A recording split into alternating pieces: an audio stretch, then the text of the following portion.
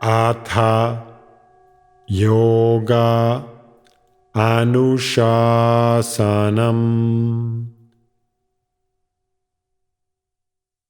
Namaste.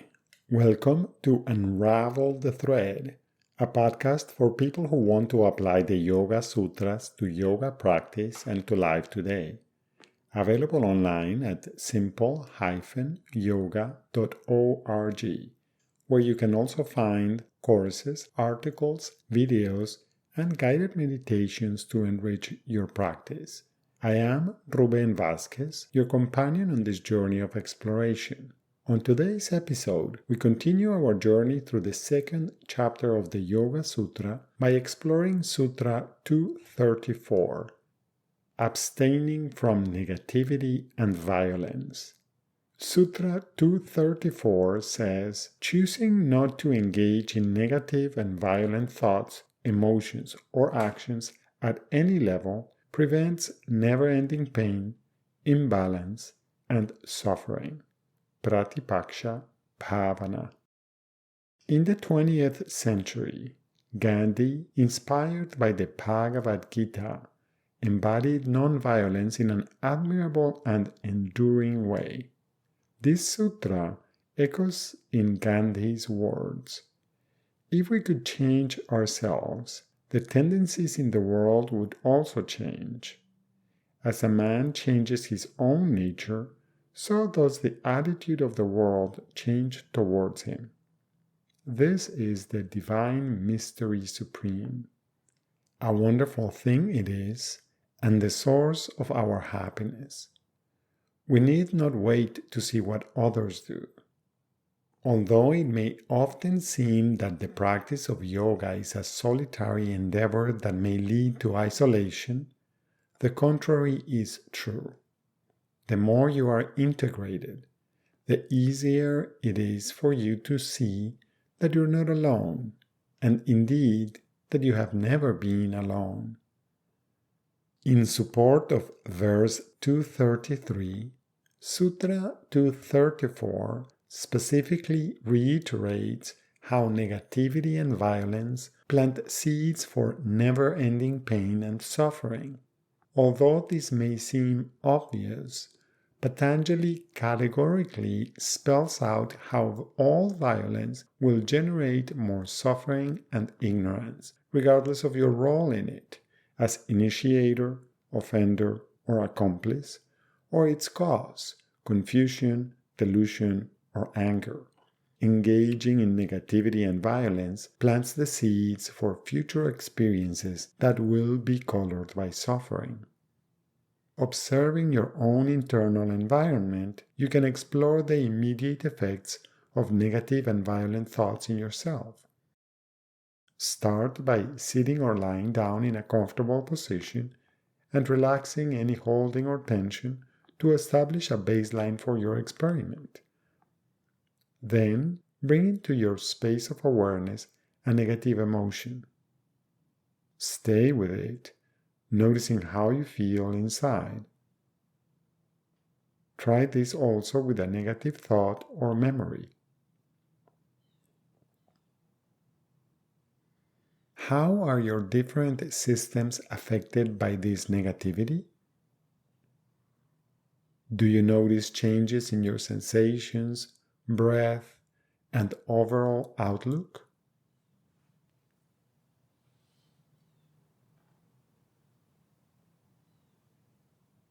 What happens when you turn around the thought a little bit by trying to invite a more positive angle to the emotion or thought? You may also explore the effects of negativity in your movements by standing in a neutral position with arms resting by your sides and with your mind in its habitual state. Then, open your arms out to the sides and lift them up. Then return your arms to rest by your sides again. Try this a few times.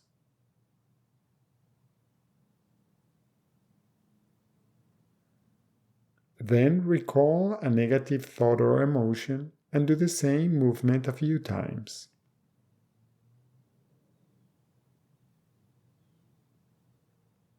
Does something change in the quality of your movements?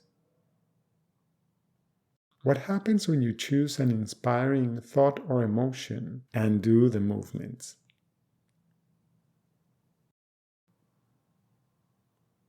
Watch for any negativity and violence in your internal commentary.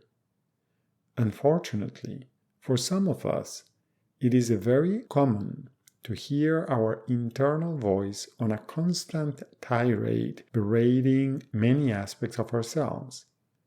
It may even feel like there is ongoing hostility in our internal environment.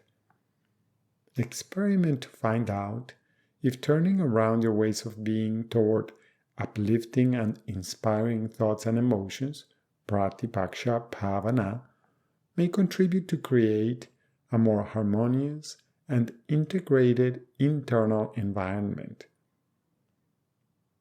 Notice how these internal changes ripple out into your actions and interactions so that your participation in the world may become more mindful, compassionate, and meaningful.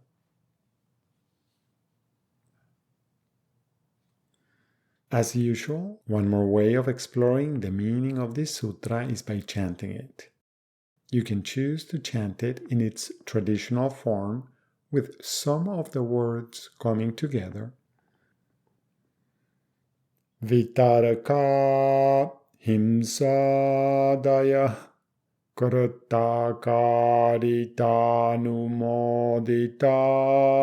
lobha krodha moha purvaka mrudo madhya adhimatra dukkha jnanananta phala iti pratipaksha bhavanam.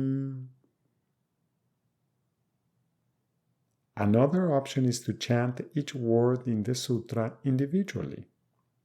Vitaraka himsadaya krata karita anumodita lobha krodha moha purvaka mrudu madhya adhimatra dukkha ajnana ananta phala iti pratipaksha bhavanam.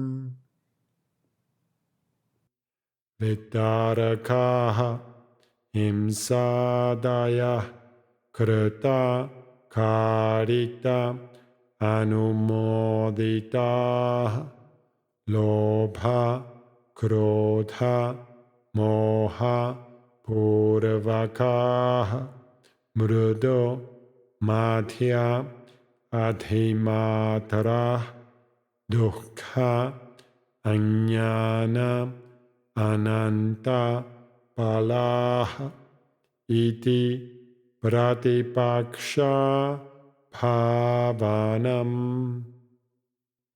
Vitarakaha himsadaya krita karita anumodita lobha krodha moha purvaka mrudo madhya adhimatra dukkha ajnana ananta palaha iti pratipaksha bhavanam. Vitarakaha himsadaya krita karita anumodita lobha krodha moha purvaka mrudo madhya adhimatara dukkha ajnana ananta palaha iti pratipaksha bhavanam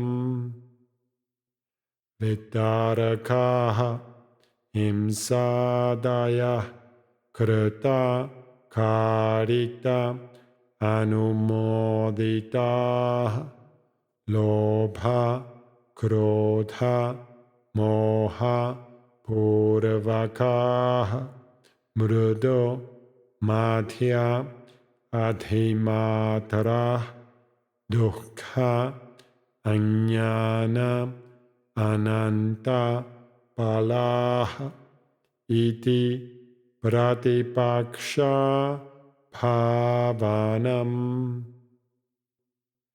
vitarakaha himsadaya krita karita anumodita lobha krodha moha purvakaha mrudo madhya adhimatara dukkha ajnana ananta palaha iti pratipaksha bhavanam. Thank you very much for listening. I hope you can join me for the next episode when we will continue by exploring Sutra 235.